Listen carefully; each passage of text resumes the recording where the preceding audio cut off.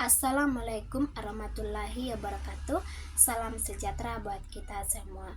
Pada kesempatan sore ini menjelang malam, saya akan memaparkan materi yang telah dipercayakan oleh Bapak Nur Irwansyah MPD selaku dosen mata kuliah membaca. Pada saat ini teman-teman, saya akan mengajak teman-teman untuk mengetahui apa itu metode Ekola dan apa kepanjangan dari Ekola tersebut. Jadi, kepanjangan Ekola itu disingkat dengan Extending Concept Through Language Activity. Metode Ekola ada 3 tahapan. Yang pertama, tujuan. Kedua, rasional. Ketiga, tahapan. Metode Ekola. Yang pertama, tujuan. Secara umum, Ekola bertujuan agar siswa mampu memadukan 4 aspek keterampilan berbahasa dengan tujuan untuk mengembangkan kemampuan siswa dalam menginterpretasikan dan memonitor pemahamannya atas isi bacaan. Kedua, rasional. Ekola pertama kali dikembangkan oleh Smith Barr dengan tujuan untuk memfokuskan siswa dalam membangun pada membaca secara alamiah dan kebutuhan untuk memonitor interpretasi yang dihasilkannya. Untuk hal ini, pembelajaran dengan menggunakan metode Ekola harus benar-benar memerhatikan beberapa pengalaman belajar yang antara lain. Yang pertama, membaca dengan tujuan yang jelas. Kedua, menulis respons atau isi bacaan. Ketiga, mendiskusikan ide utama bacaan. Keempat, mengontrol diri melalui pengakuan secara jujur kesulitan yang mereka alami selama pembelajaran.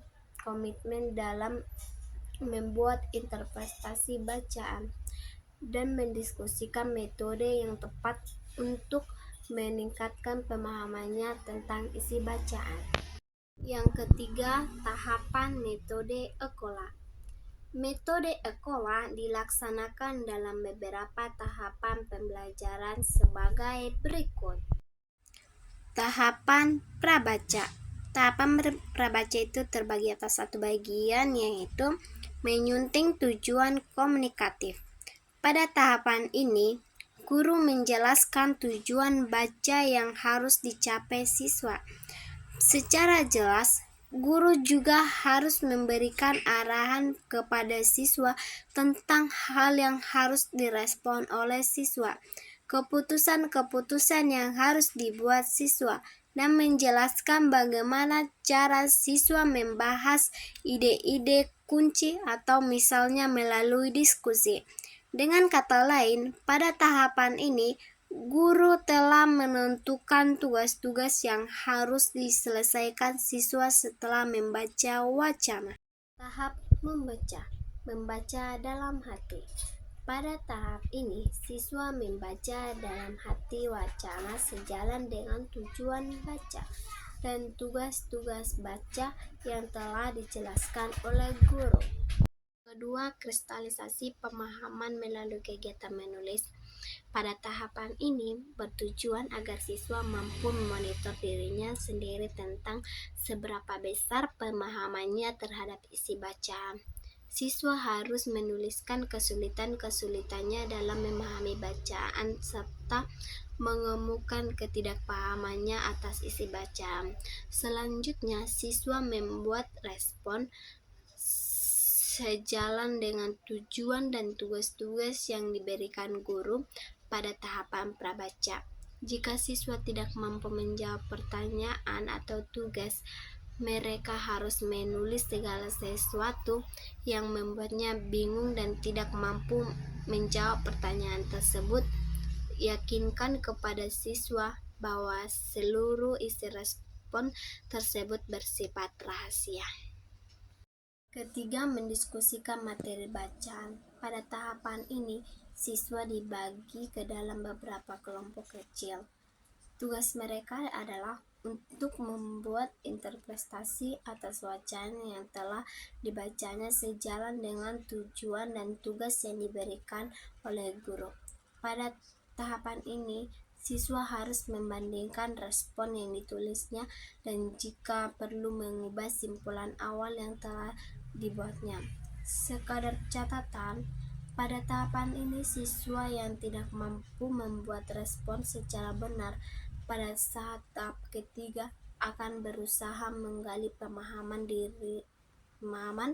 dari temannya sehingga ketika ia mulai mampu memahami isi bacaan, mereka harus membuat simpulan baru atas pemaknaan isi bacaan. Yang ketiga, tahapan pasca baca. Menulis dan membandingkan hasil interpretasi. Pada tahapan ini, siswa secara kelompok atau individu menyusun interpretasi kedua atas isi wacana sebagai hasil diskusi. Hasil interpretasi tersebut selanjutnya dibacakan di depan kelas dan ditanggapi oleh siswa dari kelompok lain. Jika ditemukan hal-hal yang masih keliru, siswa harus mampu memperbaiki tulisannya.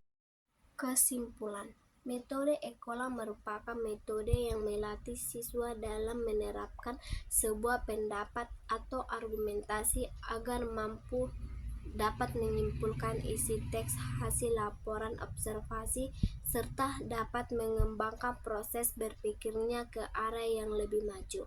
Metode Ekola merupakan suatu metode kegiatan pembelajaran yang dibentuk dari individu setiap siswa. Dalam metode pembelajaran ini, siswa dituntut untuk lebih berperan aktif dan kreatif secara individu, berpikir secara logis, kritis, dan analisis sehingga siswa dapat mengeluarkan ide-ide untuk dapat menyimpulkan isi teks hasil laporan observasi. Dalam hal ini, peserta didik memang dituntut untuk berperan aktif dan kreatif, bukan hanya pendengar saja, tetapi lebih ke